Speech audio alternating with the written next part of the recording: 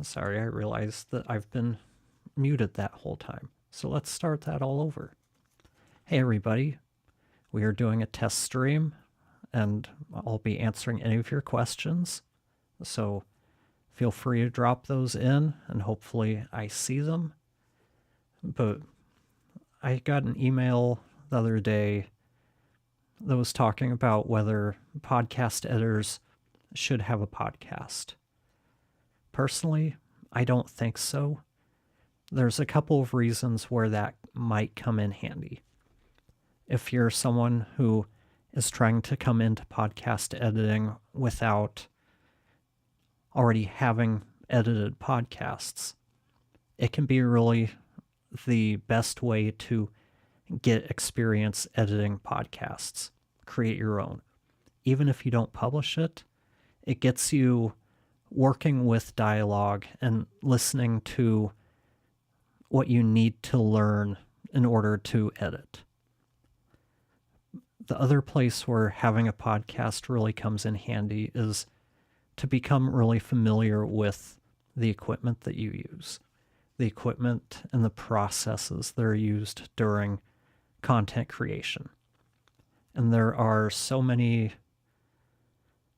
podcast editors who they know how to do the work, but they're not exactly that comfortable with the equipment side of things.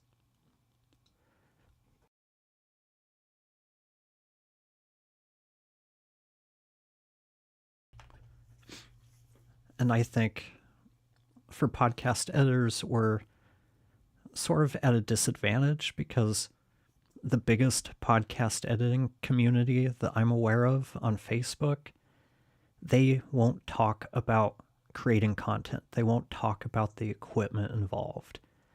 So that means those of us who edit but don't have a strong background in the equipment, we don't really have a place to go to get those types of questions answered.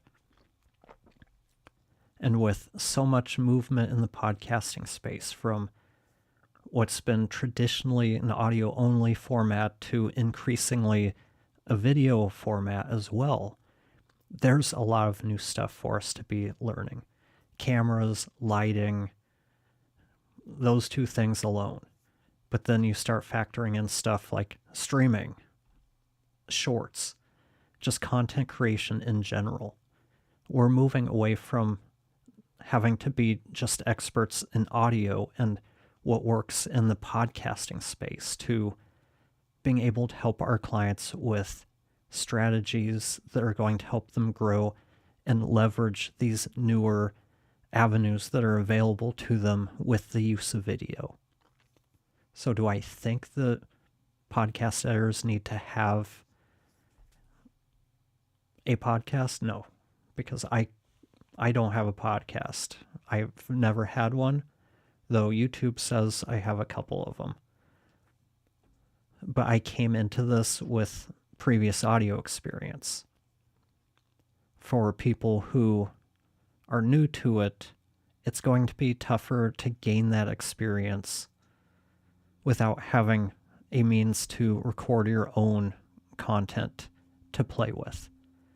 That was one of the reasons I started the YouTube channel, was to be able to start working with video, learning how to edit video, learning everything that it takes to use YouTube and to use it to help market your company.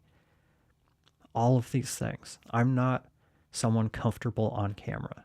I never have been. I never had a desire to do it. But to be able to help out in our company, to be able to take some of the work off of Tara's plate, I had to learn new skills. I had to learn how to shoot video. I had to understand what makes video look good. I had to start learning how to edit. All of these different things. And we ended up here. So I think the bottom line is, if we want to offer editing services to clients, we have to understand everything that is involved in the process. If you want to only work with audio clients, that's fine. But if you start having clients who want video, how are you going to be able to help them if you don't learn video? It's, to me, I don't want to learn how to do something with someone else's content while someone else is paying me. That's not the best way to learn, because you're always with your back up against the wall and your clients are paying for that learning experience. That might be good for us, but maybe not so good for them, as their content might not look as good as it would if they used an editor who understood video and knew how to edit it. I'm not sure if there's anything else I can go on and on about on that specific topic. So let's go back to a topic Matt and I have been trying to talk about over the last couple of weeks, and let me see if I can find out if any of the chats are working. Okay, so I'm getting a lot of comments, so they are working. And obviously, I'm getting a lot of traction on YouTube Shorts or the vertical feed. I am in the US. I'm not sure who a lot of you people are, but I'm Jesse. I'm a US-based podcast editor and content creator. If you're new to the channel, I want to say welcome. And this is really just a test of the streaming software to see how it works, to see if I can get it to work, because I've been using Ecamm and it works fine by myself, but as soon as I bring in a guest, it starts to sort of fall apart. So let me try something else. Okay, so we're getting comments being doubled up, which isn't great, but it's better than not getting comments.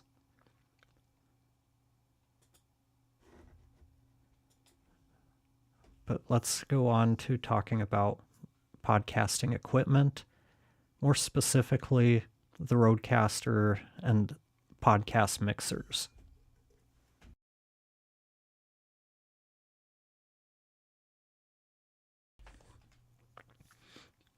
Matthew and I have been trying to talk about this, and we talked about it a little bit on Tuesday.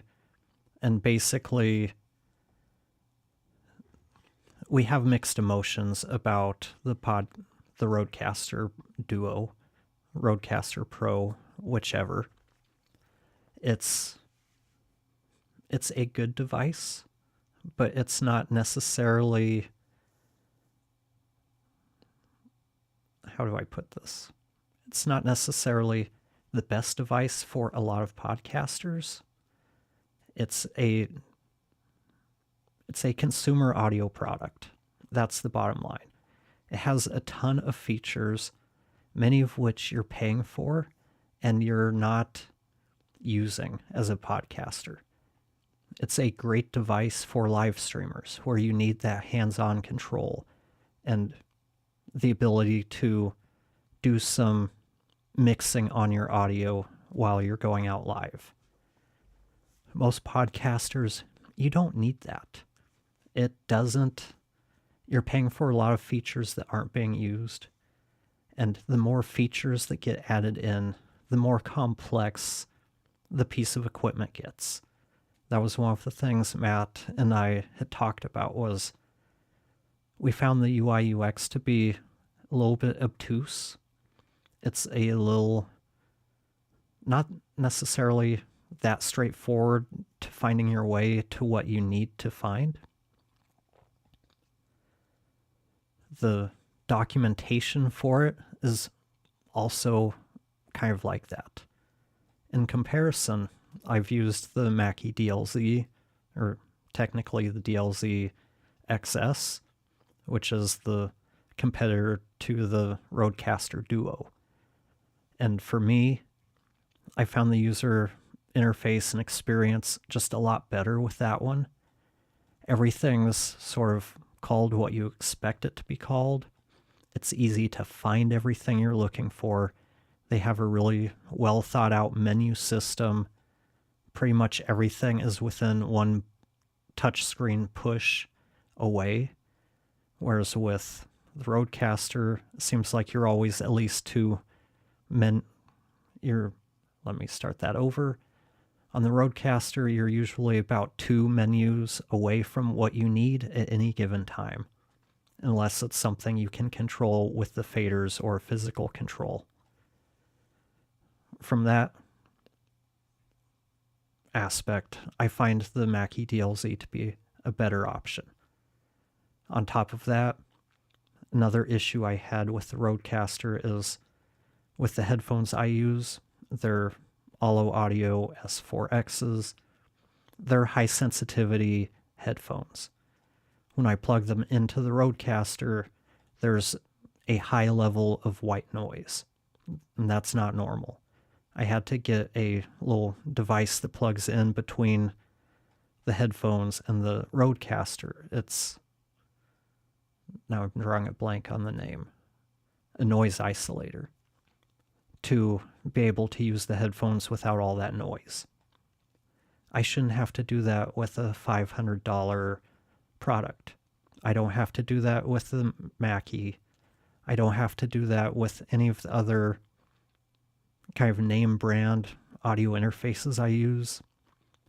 The only other one I've had that issue with is the Elgato Wave, not Wave.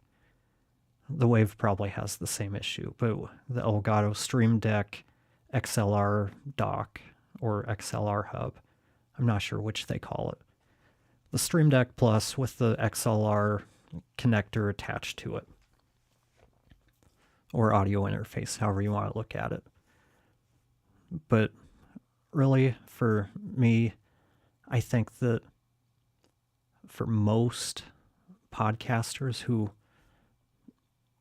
either do remote shows or solo shows, or at most yourself and one other person in person, an audio interface is going to be your better bet, because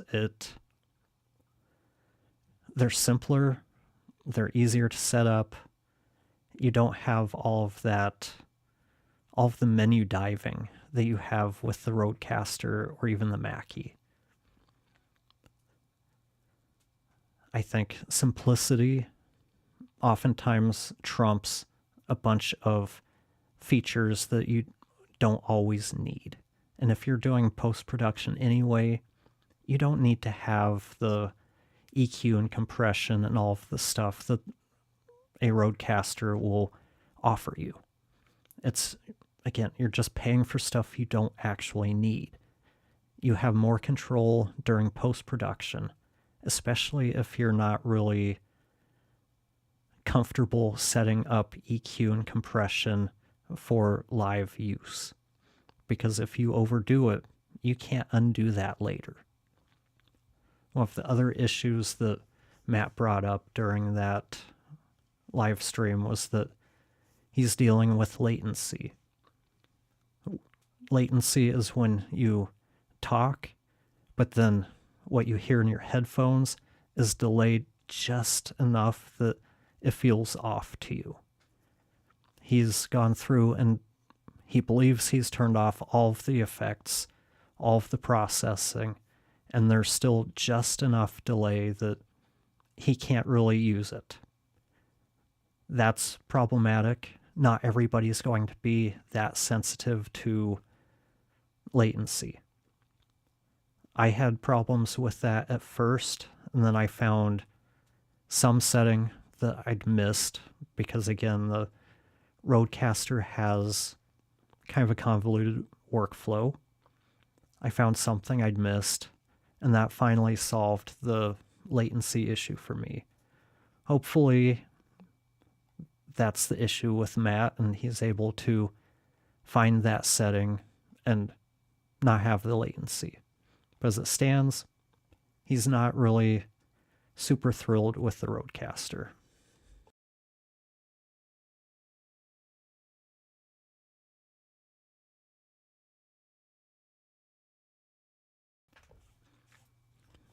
I do find it interesting seeing all of these comments from all over the world, people from India and London. Apparently I look like an AI character. I guess that's better than sounding like an AI character, which I admit I probably do sound like AI. Part of the fun of not having a bunch of prosody in my voice. But not a whole lot I can do about that. What else can we talk about during this test stream? Let's see. Oh, let's talk about the Vocaster, which is what I would recommend instead of the Rodecaster 2 or the Mackie DLZ XS if you only need to connect 2 mics. That's the best audio interface you're going to find for the money. It seems like, and I'm guessing here, I'm going to guess the Focusrite probably in 2021 or 2022. These were released in June of 2022. The Vocasters were.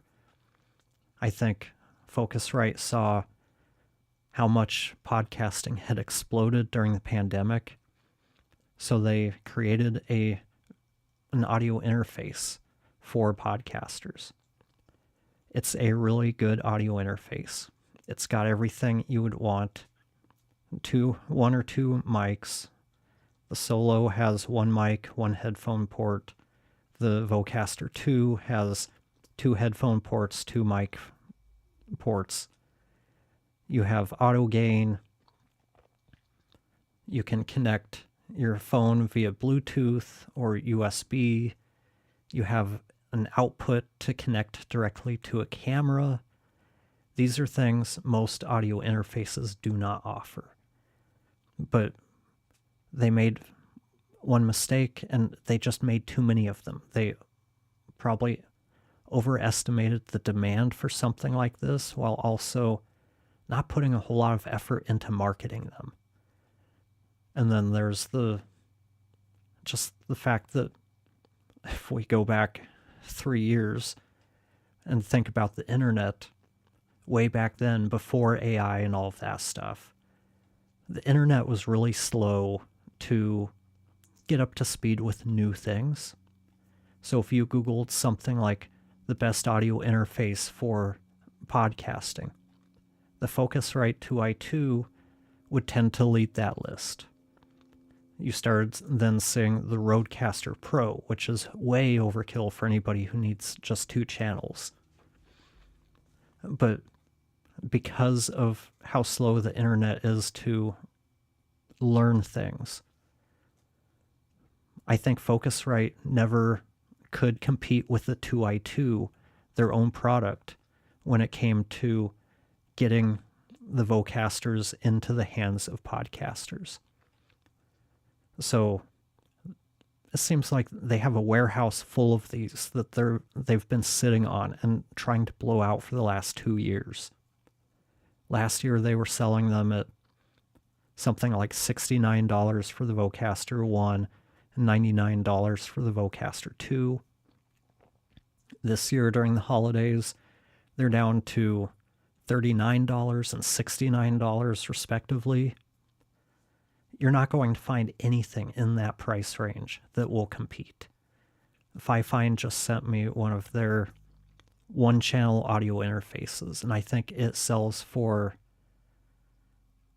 $50 or $55, and it's 16-bit, 44.1, 1 headphone, no frills, no loop back. It's just a bare bones, lowest,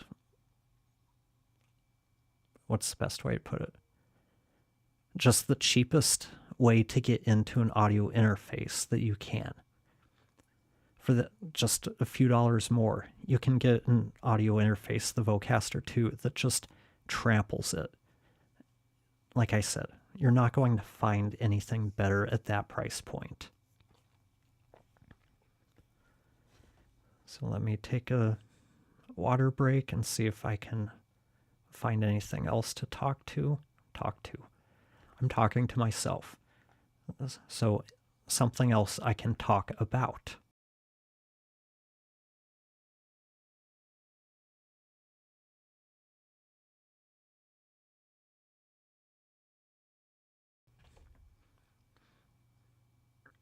I guess the next thing I can talk about is with Tara's new job, I'm having to help her find some new equipment for video production, a space that is kind of new for me, and that's on location type shoots.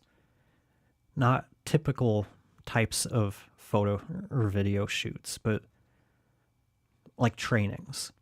So, not something where you set up a couple of cameras on a tripod, you have people mic'd up with lav mics, not polished sit down type shoots. These are paramedics in training.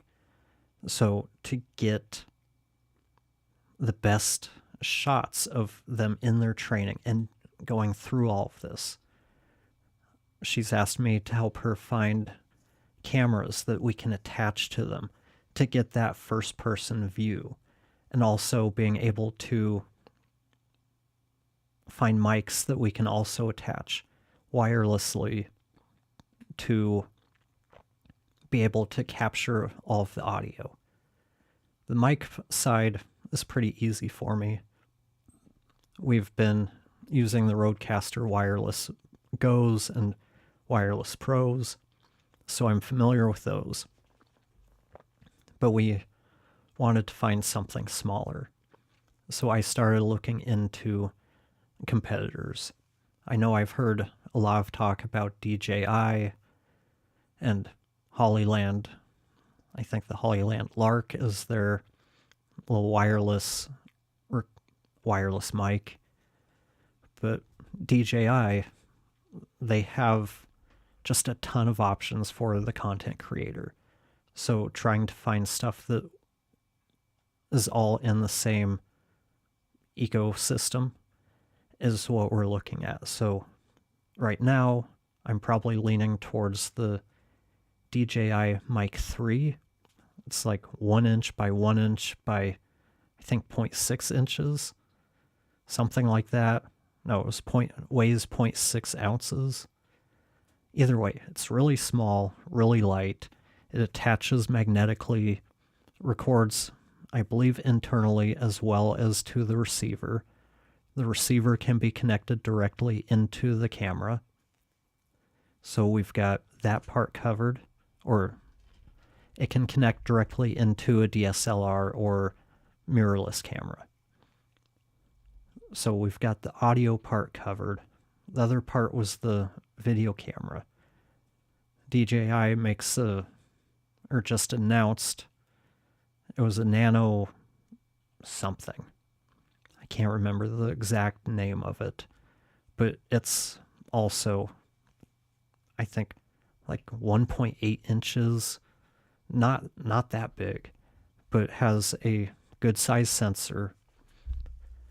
So I think we've found a good solution for these trainings to be able to capture that first person viewpoint, capture the audio up close, but also be able to have a wider shot capturing all of the activity that's on a tripod. This will still be a pretty easy setup for one person, but these are the types of things that it really helps to have experience with content creation, video recording, audio recording, to know what's out there, to know what you want to look for to get the best that you can. If you don't have enough of a background, it's going to be hard to recommend this stuff to people.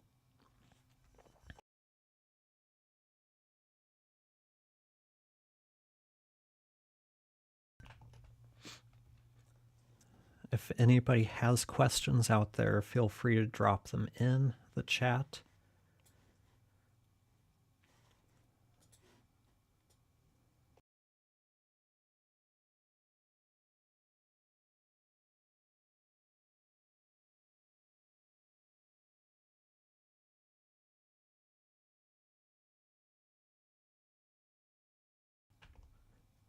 Okay, so if nobody has anything else to, any other comments, questions, I was really hoping to catch people at a better time than 8 o'clock in the morning to see if anybody had questions.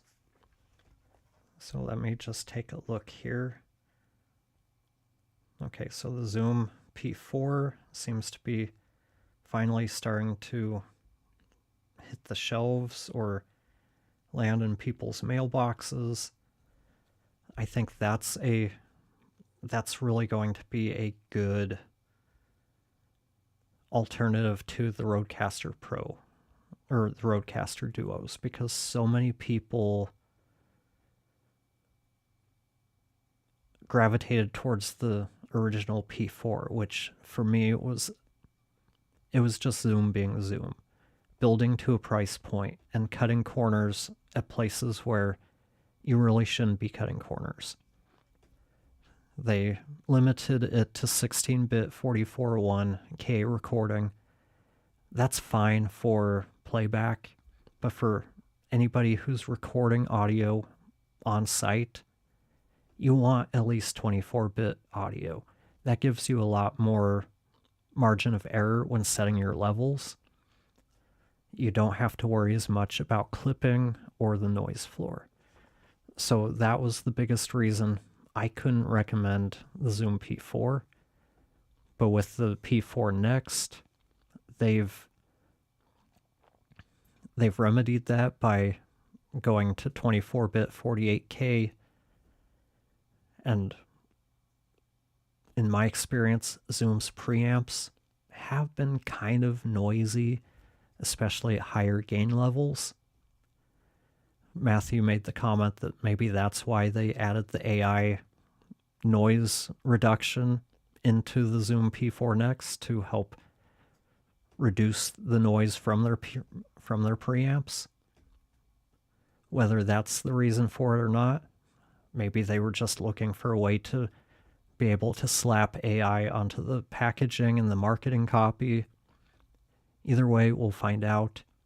Chances are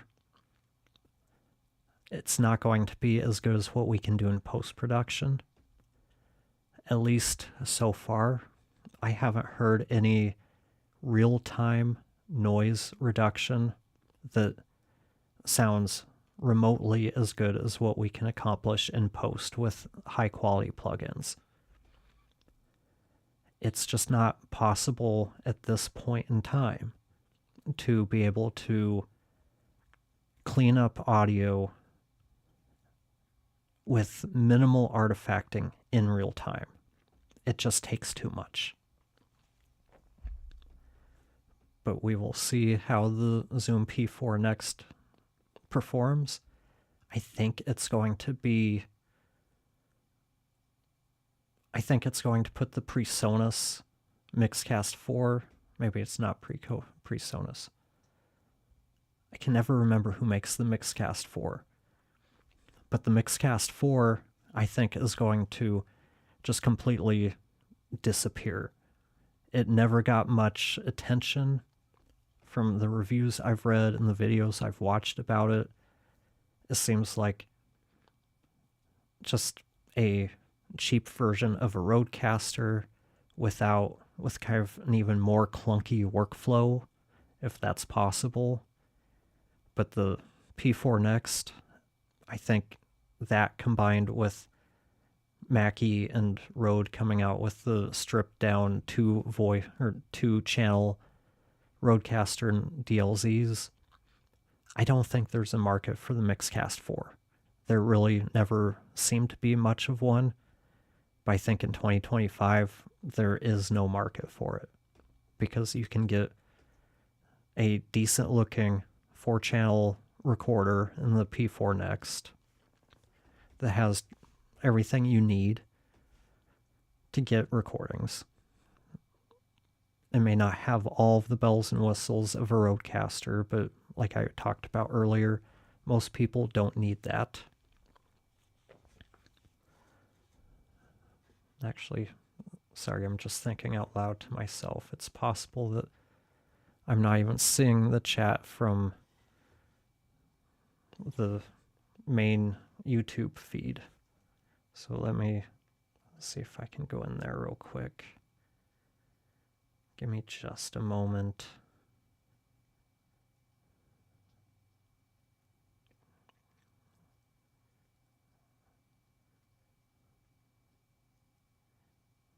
Okay, so no, I haven't missed any messages there. It looks like all messages are coming in through the chat, which is good to know. I've spent 2 days trying to get all of this stuff sorted out. We've got different layouts. And as usual, the Rodecaster, actually, I think that's me. Yeah.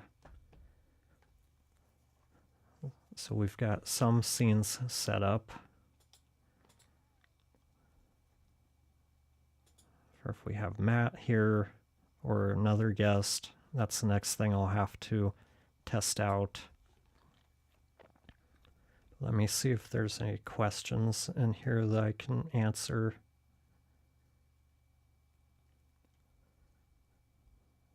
Let's see.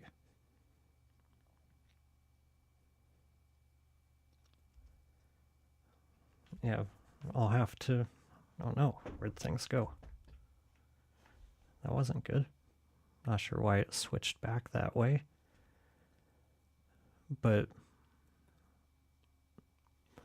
I usually have some questions from Reddit ready to go, but today, with it being a test stream, I didn't have that set up. I'm trying to think if there's, let's check Facebook, see if I can find anything.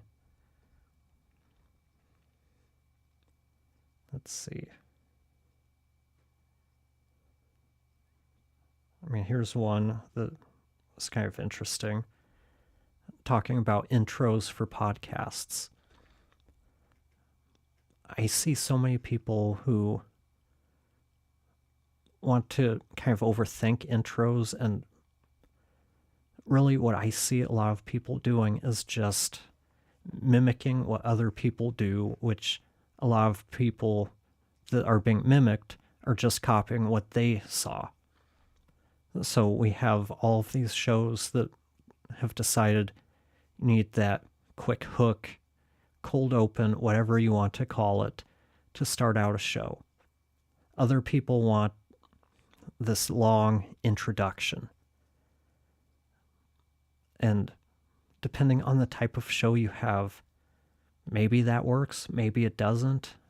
It all really depends on the audience.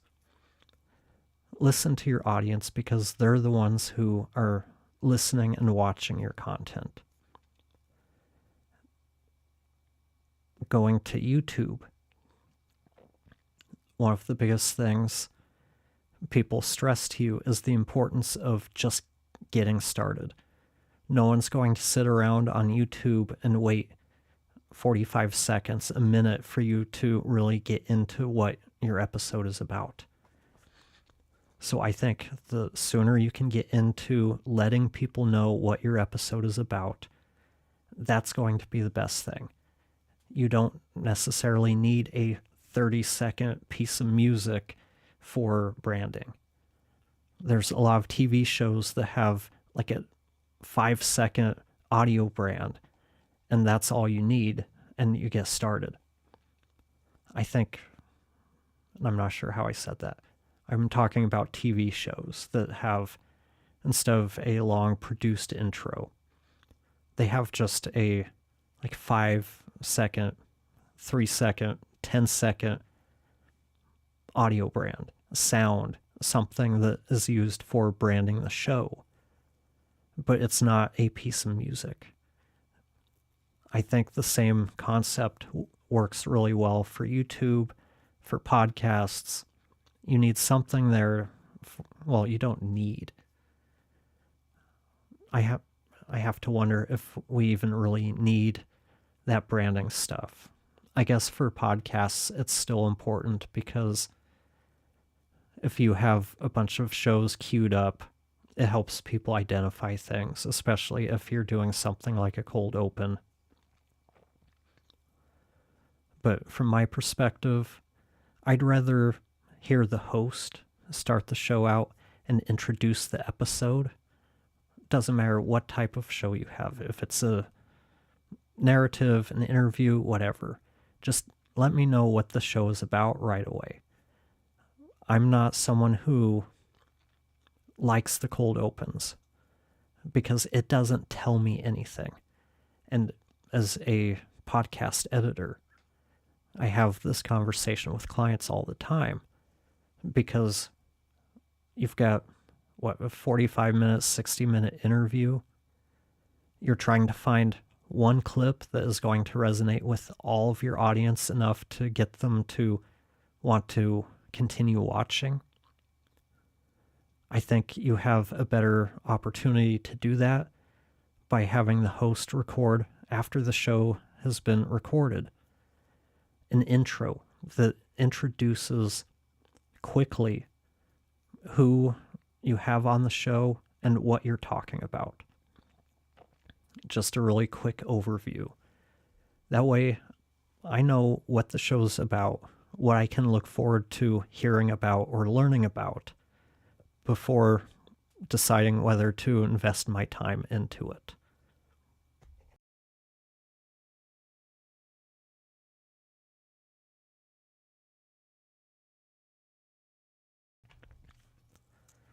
So that's always been one of my pet peeves with podcasts is this idea that we need to do what talk radio does or what the news does or what we've seen TV shows do.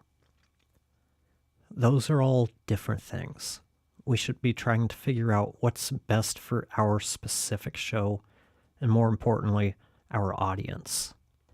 That's my view on things, and I know I'm probably an outlier in all of that, but that's what I've seen. That's my personal preference.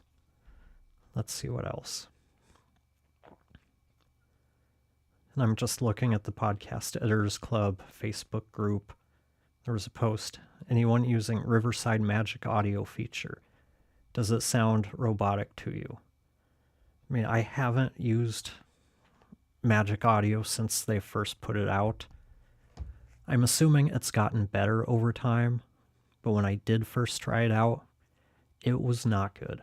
It was like Adobe's Enhanced Speech, which I really do need to do like a 2025 or 2026 shootout with all of these different tools again to see how much they've improved, if they've improved, because a lot of the plugins, they don't really update them unless you're a Sentize and DX Revive Pro. I think Pro's gotten at least 3 updates since it was released. Each update has new algorithms, but none of the others come up with, why do I keep saying that? Most of the other plugins don't update with new algorithms or new features. Those are always new versions of the plugin that they want you to upgrade to. Like Supertone Clear hasn't had any updates. I can't even remember.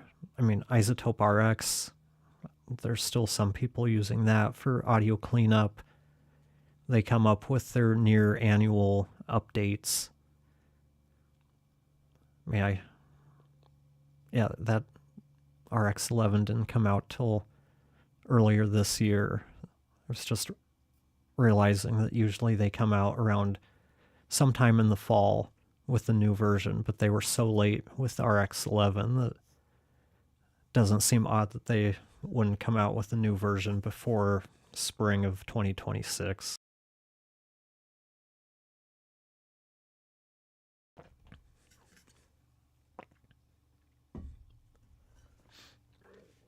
But yeah, I really do need to do a new shootout to see how mainly Descript, Riverside, and Adobe, their sound enhancement cleaner uppers have improved or devolved, depending on the case, over the last year or so.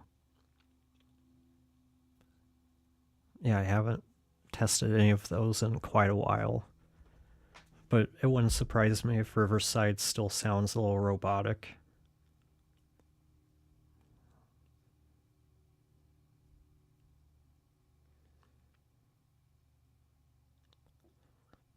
Here's Matthew with a comment or response to some video. I'm curious to hear what people think about this, but it's the simplest application for voice-to-voice models. If you can capture the intonation, pacing, etc. of the original voice enough to layer a completed model based on original vocal patterns, of course it's going to work. What I want to know is how long it took and how much it cost, your time and the tools required, and compare this to a reshoot. The next thing I want you to think about is whether this is something that should be a standard repair offering, or whether this falls into the same camp as moving the S sounds around to fix a plural, because this is novel, but as a general application, I wonder if it circumvents anything in our process, or whether it's a just in case. And okay, so the video has the caption, "Can you fix audio from a mic that didn't record?" 2 weeks ago, a client asked me this after realizing their guest's mic failed mid-recording. All they had was muddy camera audio from 15 feet away. For this client, it had to be perfect or we'd reshoot. So I tried something I'd never done. My take on that is I don't like voice cloning. I understand that there are certain times where a reshoot just isn't possible, but unless we're talking about like a sentence or a word, I'm not a fan of taking the transcript and having an AI clone of the person read the entire transcript, because it's doing the guest a disservice. It's not going to reflect well on them. They're going to sound like an AI bot. It's going to lack the inflections and the humanness of the responses that were originally there. My advice to this person would be to just go ahead and do a reshoot or scrap the entire episode. And no, I'm not an AI. Sorry to burst your bubble. I might sound like one, I might look like one on TV, but I assure you, I am a real human. Just kind of a robotic human. That's part of being on the spectrum. But thank you for asking. But yeah, with that kind of content, it needs to be human. And as far as Matt's question, I do look at it as kind of similar to people going around and, what was that word? Not frankenbiting stuff together. Basically taking bits of words and putting them together to fix for like incorrect pronunciations. I've seen editors who will spend 10, 15, I don't know for sure, but they said they'll spend 10 to 15 minutes trying to piece bits of words together to fix an improper pronunciation. Adding S's to make a word plural because it didn't come through loud enough on the recording.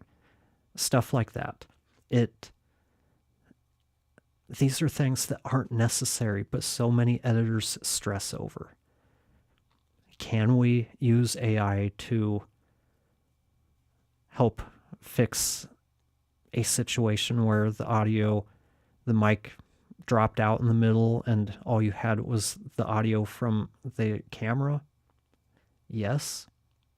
Is it going to be something that your audience is going to want to listen to? Probably not. And there's the whole part about the guest. Is the guest going to be okay with having most of their appearance on your show being done by an AI reading the transcript? Personally, that's not what I would want. I don't know if I'm just an outlier there, but that's my personal preference. I would rather redo it or just scrap it all together. But that's me. I wonder what the consensus was in this thread. Well, we've got this one. At what environmental cost? I'm not sure where people get all of their information, but all cloud computing costs. There's environmental costs to all cloud computing. With AI use, the energy, the environmental impacts come from the training of everything, not the everyday use of the tools. It's something that we do need to figure out, but this whole idea that we can't use AI because of the environmental impacts, or there's a few other kind of generalized reasons why people say we shouldn't be using AI. I think in the case of replacing an appearance, maybe that comes down to the person who is being replaced first and foremost. But the person who posted said, all of this was trained locally on my own computer, so very little, thankfully. Again, that's missing the part that the tool being used for this did take up a lot of energy to train. So there's conflicting viewpoints on that, but bottom line is AI's here. It's out of the bag. It's a part of life now. We have to accept that, and the companies who are responsible for creating this stuff, they need to be responsible for finding ways to decrease the energy usage, decrease the impacts on the environment. I know Google has said that we're at a place where, they're talking about how they were able to reduce energy usage by like 1%. And that's a significant reduction. It might not sound like it, but it was.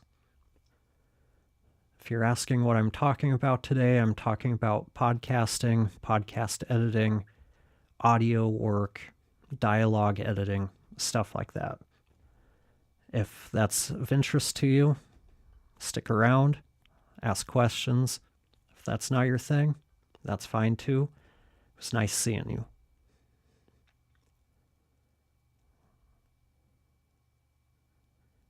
Yeah, that was pretty much the end of that.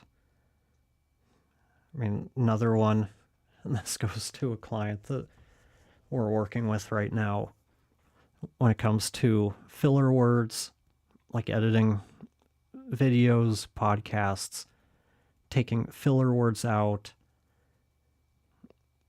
A lot of clients don't understand that we can't just take out each and every If you have somebody who ums after every breath, someone who every second and they're talking, and it's going to be very difficult to cut all of that out without it sounding really choppy or heavily over, not heavily, over edited.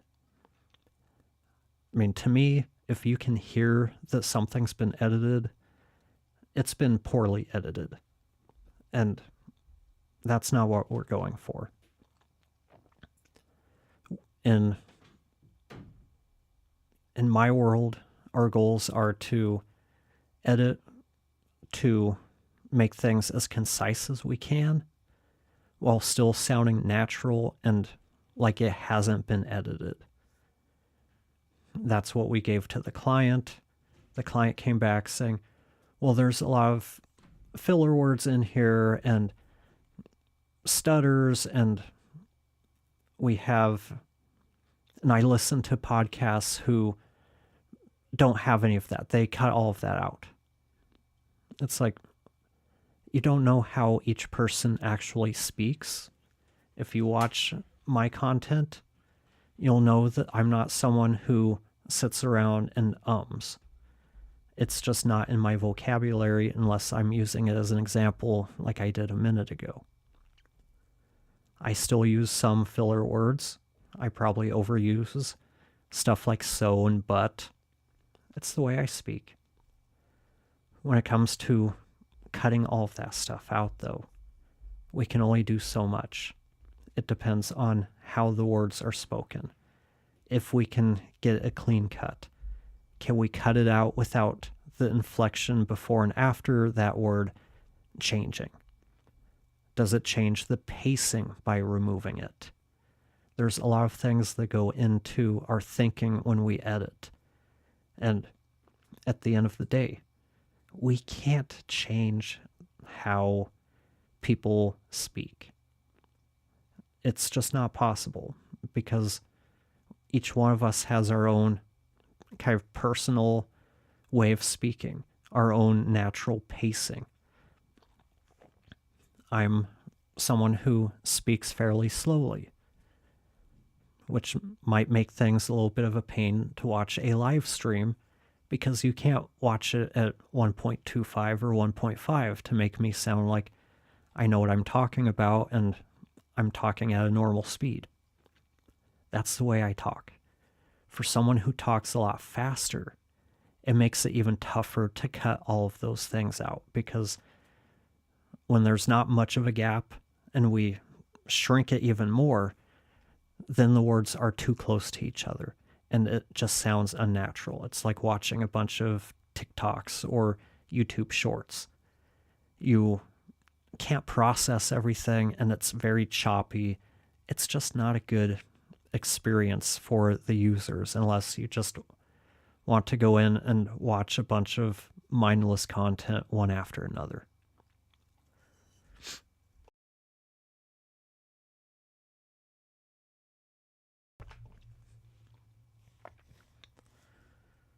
But it looks like we're at about the 1 hour mark. I'm going to go ahead and end this here. It was an interesting test. Next, I'll have to see if there's a way to, how well it works to bring Matt in or a guest in remotely using this.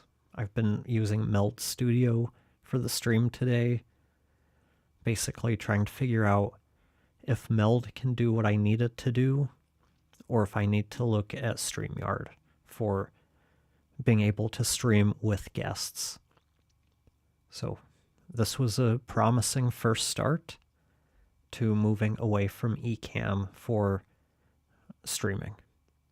I paid for 1 year.